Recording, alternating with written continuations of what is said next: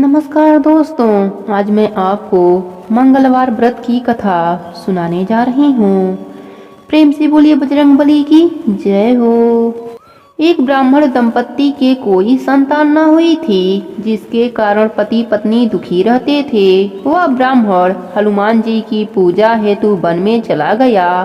वह पूजा के साथ महावीर जी से एक पुत्र की कामना प्रकट किया करता था। घर पर उसकी पत्नी मंगलवार व्रत पुत्र की प्राप्ति के लिए किया करती थी। मंगल के दिन व्रत के अंत में भोजन बनाकर हनुमान जी को भोग लगाने के बाद स्वयं भोजन ग्रहण करती थी। एक बार कोई व्रत आ गया, जिसके कारण ब्राह्मणी भोजन न बना सकी। तब हनुमान जी को भोग भी नहीं लगाया। वह अपने मन में ऐसा प्रण करके सो गई कि अब अगले मंगलवार को हनुमान जी को भोग लगाकर अन्न ग्रहण करूंगी। वह भूखी प्यासी 6 दिन पड़ी रही।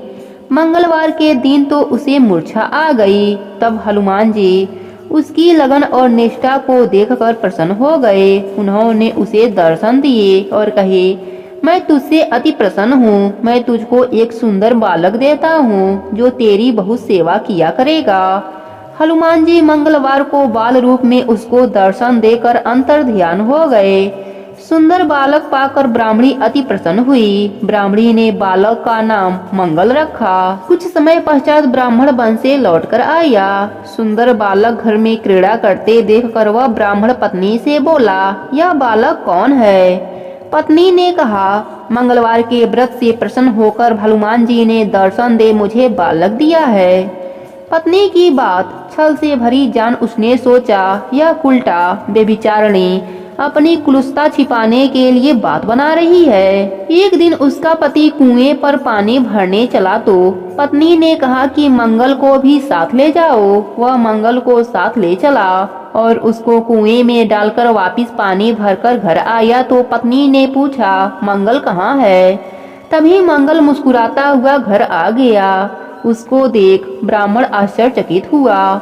रात्रि में उसके पति से हनुमान जी ने सपने में कहा, यह बालक मैंने दिया है, तुम पत्नी को उल्टा क्यों कहते हो? पति यह जानकर हर्षित हुआ। फिर पति पत्नी मंगल का व्रत रख अपना जीवन आनंद पूर्वक व्यतीत करने लगे। जो मनुष्य मंगलवार व्रत कथा को पढ़ता या सुनता है और नियम से व्रत रखता है, उसके हनुमान जी की कृपा से सब कष्ट दूर होकर सर्व सुख प्राप्त हो जाता है। प्रेम से बोलिए हनुमान जी की जय हो। दूसरी कथा के अनुसार एक बुढ़िया थी। वह मंगल देवता को अपना इष्ट देवता मानकर सदैव मंगल का व्रत रखती और मंगल देव का पूजन किया करती। उसका एक पुत्र था, जो मंगलवार को उत्पन्न हुआ था। इस कारण उसको मंगलिया के नाम से बोला करती। मंगल देव के दिन न तो घर को लिपती, न ही पृथ्वी खोदती। एक दिन मंगल देवता उसकी श्रद्धा की परीक्षा लेने के लिए उसके घर में साधु का रूप बनाकर आए और द्वार पर आवाज दी। बुढ़िया ने कहा, महाराज क्या आज्ञा है? साधु कहने लगा कि बहुत भूख लगी है, भोजन बनाना है। इसके लिए तू थोड़ी सी जमीन लीप दे तो तेरा पुण्य होगा। यह सुनकर बुढ़िया ने कहा, महाराज आज मंगलवार की व्रती हूँ, इसलिए मैं चौका नहीं लगा सकती। कहो तो जल का छिड़काव कर देती हूँ, उस पर भोजन बना लेना। साधु कहने लगा कि मैं गोबर से ही लिपे चौके पर खाना बनाता हूँ। बुढ़िया ने कहा, पृथ्वी लिपने के सिवाय और कोई सेवा हो तो मैं सब कुछ करने के वास्ते उद्धत हूँ। तब साधु ने कहा कि सोच समझकर उत्तर दो, जो कुछ मैं कहूँ सब तुझको करना पड़ेगा। बुढ़िया कहने लगी, महाराज पृथ्वी लिपने के अलावा जो भी आज्ञा करेंगे उसका पालन मैं अवश्य करूंगी। बुढ़िया ने ऐसे ही 3 बार वचन दे दिया। तब साधु कहने लगा कि तू अपने लड़के को बुलाकर औधा लिटा दे, मैं उसकी पीठ पर भोजन बनाऊंगा। साधु की बात सुनकर बुढ़िया चुप हो गई। तब साधु ने कहा, बुला ले लड़के को, अब सोच विचार क्या करती है?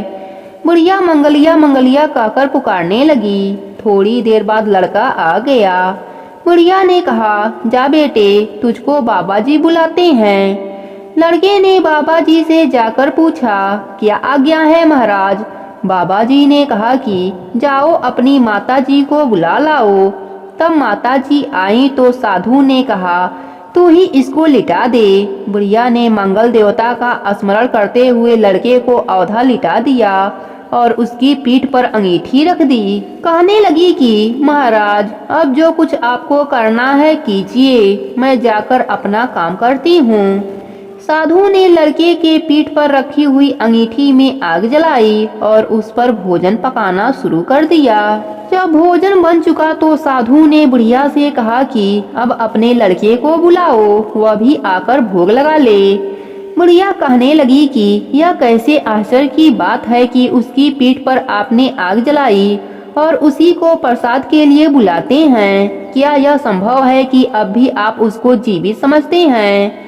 आप कृपा करके उसका स्मरण भी मुझको न कराइए और भोग लगाकर जहाँ जाना हो जाइए। साधु के अत्यंत आग्रह करने पर बुढ़िया ने ज्यों ही मंगलिया मंगलिया कहकर आवाज लगाई, त्यों ही एक ओर से दौड़ता हुआ वह आ गया। साधु ने लड़के को प्रसाद दिया और कहा कि माई, तेरा व्रत सफल हो गया।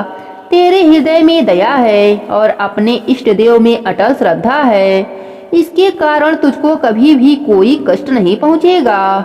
हे बजरंगबली, जैसे आप बुढ़िया माई के व्रत करने पर प्रसन्न हुए, वैसे ही अपने सभी भक्तों पर प्रसन्न रहना। कहानी अधूरी हो तो पूरी करना, पूरी हो तो मान रखना। प्रेम से बोलिए बजरंगबली की जय हो।